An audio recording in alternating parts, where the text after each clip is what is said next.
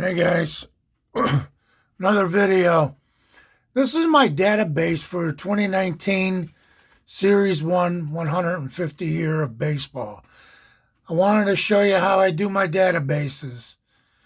As you can see, these are all the base cards, and these are basically near completed except a few.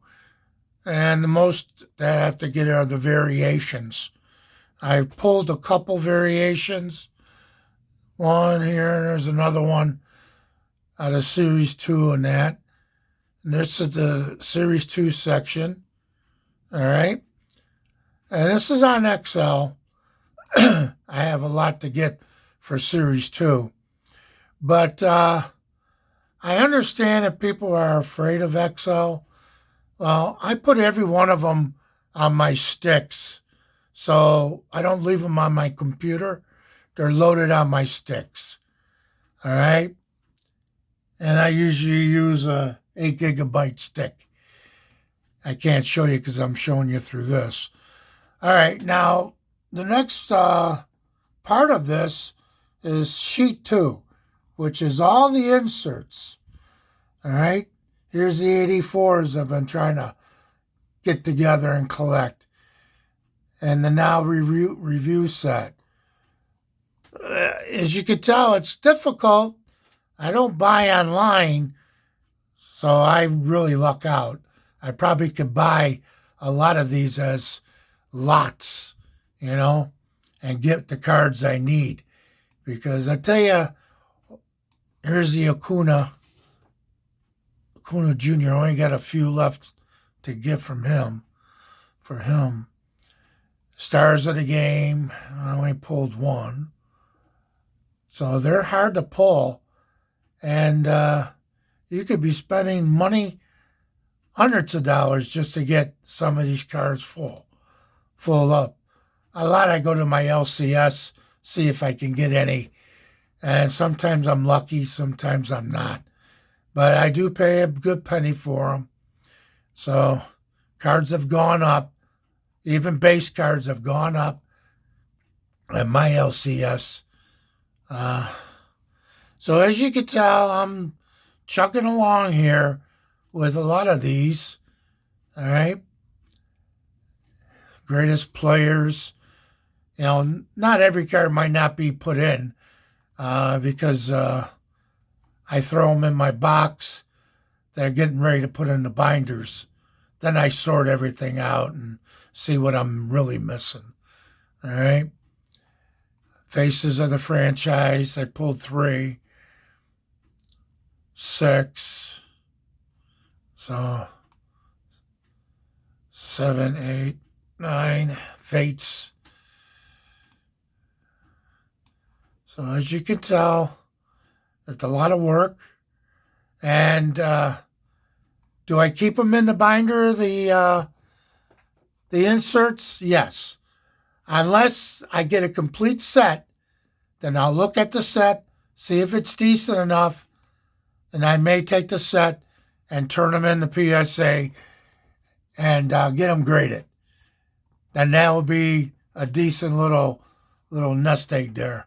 Because I tell you, baseball cards will hang around, but inserts will disappear within 2 years. 2, 3 years, it'll be hard to find these cards. All right? So that's my database. All right? And it's a lot of work. But you get an idea and maybe help you set up your own database.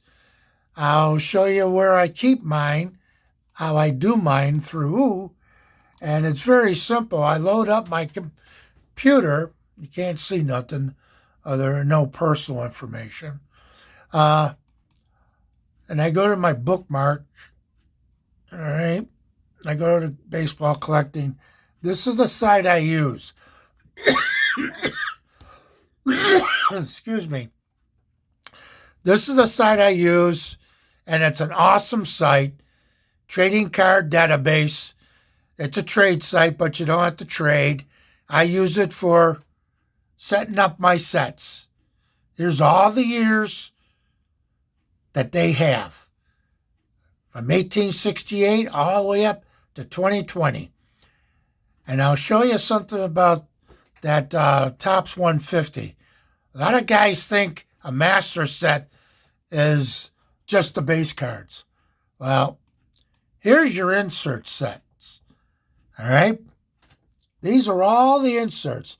There are 280 inserts, sets, for that 150 series, the 150-year series of the flagship.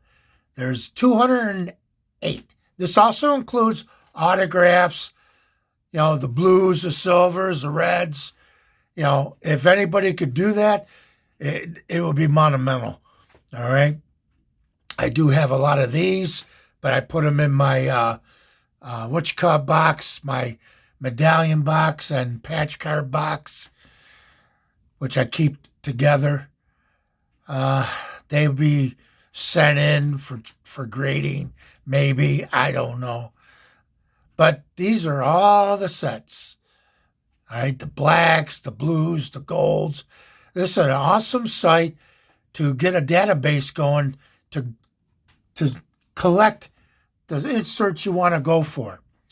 Now, I've always been a fan of checklist and inserts because checklists sometimes are more expensive than the baseball card, especially if it's vintage. And the inserts are 3 times expensive, especially when they're in the 80s and 90s, because they're hard to come by now. And if you find them, when you go to the flea market, you find a wax box of Dunross or something, I would say pick it up. Go for the inserts. Put them away because they're going to be hard to find. And one day people are going to look for them.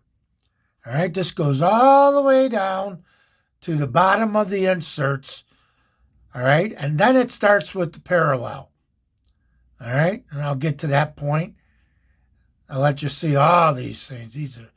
Some sets are not as big. Some sets are. All depends. All right, there are some cards that people don't even know that they're there. The retro hat. All right, insert. I mean, they do get ridiculous, but what the hell? It's fun. It's a hobby. Now here's the mail-in sets. All right, I guess you get to mail them in. For what? I don't know. The 5x7 cards, the golds, the regulars.